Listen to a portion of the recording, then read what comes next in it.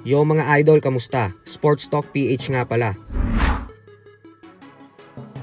Ang pahayag ni Pacquiao, pag-usapan natin yan mga idol. Ngunit bago ang lahat ay huwag kakalimutang mag-subscribe at i-click ang notification bell button for more sports talk. So sa kabila nga po ng walang tigil na pagkukumpara sa dalawang legendary fighters na nanggagaling sa kontinente ng Asia na sila 8 Division World Champion Manny Pacquiao at 2 Division Undisputed World Champion Japanese Monster Naoya Inoue, ay tila wala nga pong pakialam ang ating pambansang kamao dito. Ito po ay dahil sinabi ni Pacquiao na ang pinakapaborito niya umanong boksingero ngayon sa mga active fighters ay si Inoue. Paliwanag ni Pacman na gustong-gusto niya daw kasi ang fighting style ni Inoue. At matapos ng mga ipinamalas nitong performance kontra sa mga itinapat sa kanya, ay sinabi ni Pacquiao na hindi niya daw maitatanggi na napapahanga talaga siya sa binansagang halimaw ng Japan. May taglay na lakas daw ang kamao nito. Pero ang kagandahan daw kay Inoue ay hindi lang umano ito umaasa sa bagsik ng kanyang mga suntok.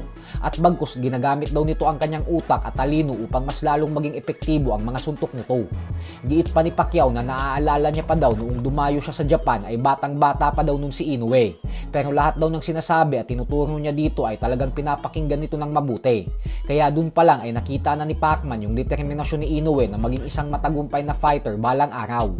Dagdag pa ni Pacquiao na bukas din daw ang kanyang pinto na i-training si Inoue kasi panigurado daw na madami pa siyang pwedeng ipayo dito at ituro, lalong-lalo na kung nagbabalak daw si Inoue na umakyat ng dibisyon. Ayon kay Pacquiao ay hindi niya daw ipagkakait kay Inoue ang mga kaalaman at sikreto niya upang hindi mawala yung bilis at lakas niya kahit patuloy ang kanyang pag-akyat ng dibisyon. Subalit agad nga po itong kinontra ng batikang top-rank promoter na si Bob Arum.